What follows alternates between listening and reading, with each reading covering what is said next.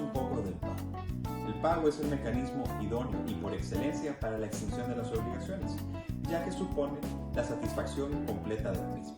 El pago entonces es la entrega completa del objeto o la realización de la prestación que se pagó. Puede ser pagado por quien sea, puesto que al acreedor, en términos generales, no le debe interesar quién haga el pago, salvo en los casos que la obligación fuese personalísima. Por ejemplo, si yo contrato a Rendón para que me pinte un cuadro, obviamente no voy a aceptar un cuadro pintado por otra persona. En términos generales, las obligaciones deben ser cumplidas al tenor de cómo se hayan pactado. Se tiene que pagar en la especie pactada, en el lugar pactado, y si no se especificó el objeto, no puede pagarse algo de menor calidad, pero tampoco se estará obligado a pagar algo de menor calidad, siempre manteniéndose en un estándar medio de calidad. Cabe resaltar que los pagos hechos por quienes no tengan el libre ejercicio de sus derechos serán nulos, pues no pueden enajenar sus propios bienes. No obstante, lo opuesto no siempre es cierto. Si el acreedor no tiene el libre ejercicio de sus funciones, sí podrá recibir el pago a través de otra persona, siempre y cuando se registre un beneficio para el acreedor. Ahora bien, al momento de realizar un pago, pueden surgir numerosas contingencias. La ley prevé las siguientes. La primera se conoce como la imputación de pagos y sucede cuando un deudor debe múltiples deudas a un mismo acreedor. Por ejemplo, imaginemos que le debo 3 deudas al banco, una a título de hipoteca, otra a título de un préstamo vacacional y finalmente una a título de adelanto de sueldos. Al momento de realizar un pago, yo dispongo, tras la imputación de pagos, la habilidad para decidir a cuál de las 3 cuentas voy a abonar. Sin embargo, debo recordar que legalmente hay que resarcir primero el pago de intereses antes de poder abonar al capital. La segunda figura importante a considerar es el pago mediante la cesión de bienes. Este es un beneficio que se le concede al acreedor para voluntariamente separarse de sus bienes al no poder satisfacer sus obligaciones. Este derecho se puede ejercer cuando la insolvencia del deudor sea ocasionada por un accidente imprevisible e inalienable. La cesión de bienes consiste en entregar sus bienes, pero esto no significa que se despojarán de todas sus posesiones. Por ley, no puede separarse de su lecho familiar, es decir, su vivienda, de sus instrumentos para trabajo o para enseñanza hasta cierto monto, y cabe mencionar que este monto no ha sido actualizado desde 1906. También no se puede separar de los alimentos necesarios y de los insumos que ocupa para su trabajo. La cesión de bienes le permite entonces liquidar sus deudas hasta el valor que coincidan sus bienes. Es oportuno también mencionar el beneficio de competencia que se le concede a ciertos deudores para que realicen pagos mínimos y puedan de esa manera procurar una subsistencia modesta a pesar de haber recaído en una mala fortuna. Este beneficio se le debe conceder a los familiares hasta el segundo grado de consanguinidad, al cónyuge, a los socios y al donante. Finalmente, la última figura que vale la pena mencionar en relación al pago se conoce como el pago por consignación. Mediante la consignación, el deudor acude al tribunal para realizar un pago que el acreedor no puede o no quiere recibir. De tal manera se libera de la deuda y de cualquier moratorio y cumple con su obligación. Será entonces obligación del acreedor acudir al tribunal para reclamar. Esta figura es muy común en el derecho de familia, en especial en materia de divorcios, ya que las exparejas normalmente no se quieren ver y prefieren acudir al tribunal para realizar los pagos.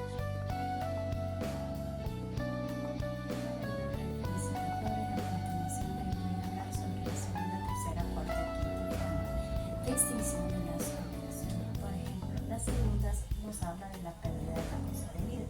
Por regla general, si la obligación es tutelar cosa determinada a un menor tiempo, por cierto, esta obligación se extinguirá si la cosa se destruye o pierde, sin que medie culpa del deudor o que éste se encuentre mal. Es importante entender que destruida también aplica en caso de que la cosa salga del comercio de los hombres o que deje de servir.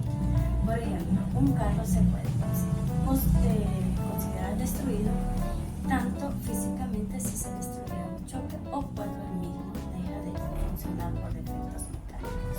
Ahora bien, La pérdida de la cosa siempre se presume por culpa del deudor, salvo que el deudor demuestre el caso fortuito. Consideremos el siguiente ejemplo. Yo pongo en venta mi casa. Alguien la compra y firma el contrato de compra-venta, pero aún no ha pagado, por lo que no hay mora. Pero antes de que yo fuera a entregarle la casa, se desata un incendio en toda la y la casa se destruye. Ante tal situación, la cosa queda perdida y la obligación extinguida. También aplica la pérdida de la cosa cuando se trata de prestaciones que dejan de ser legales. Digamos, por ejemplo, que yo me comprometo a vender 100 kilos de canela, pero el día de mañana el gobierno declara ilegal la venta de canela.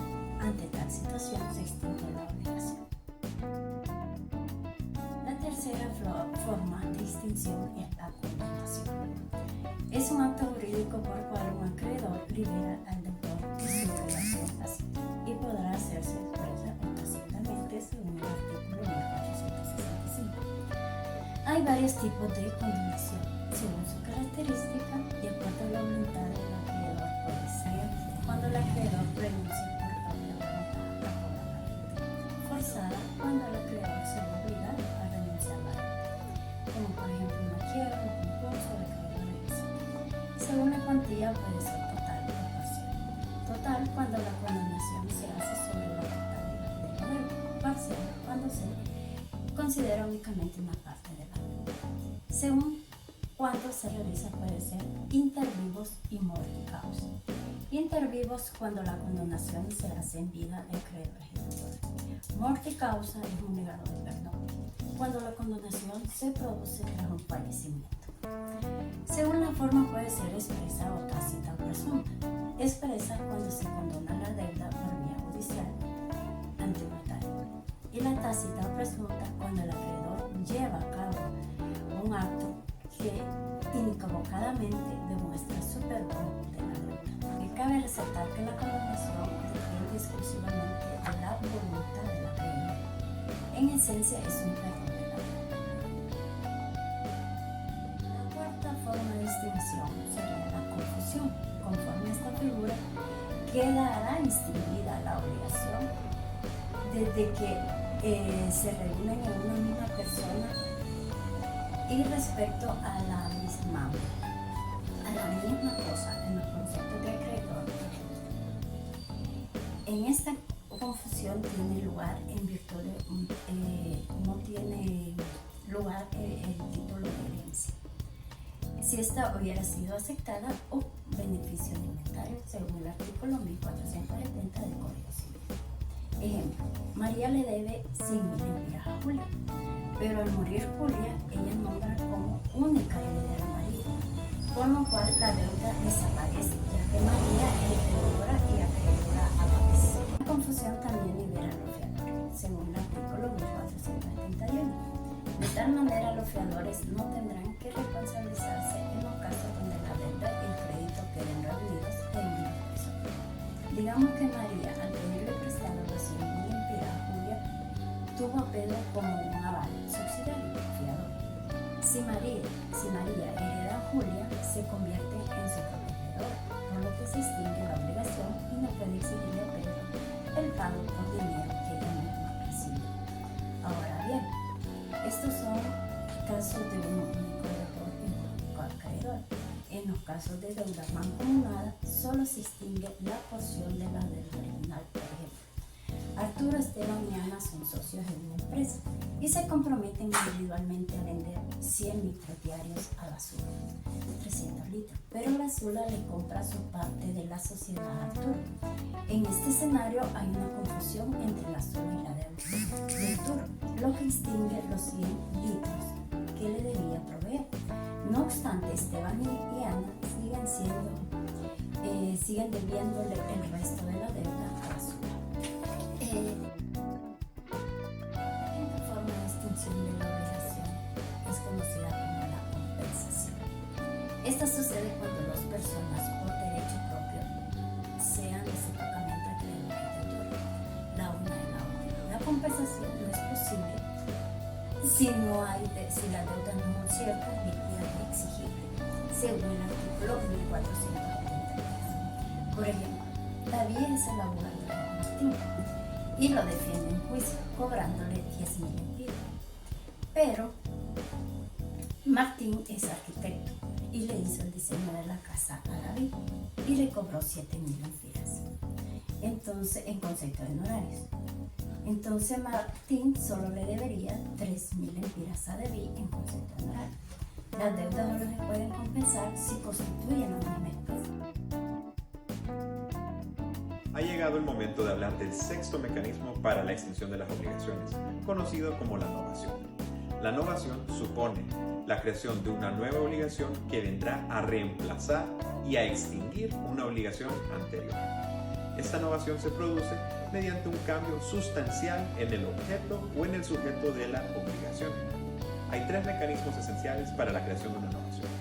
El primero de estos mecanismos supone un cambio del objeto o de las condiciones de la obligación.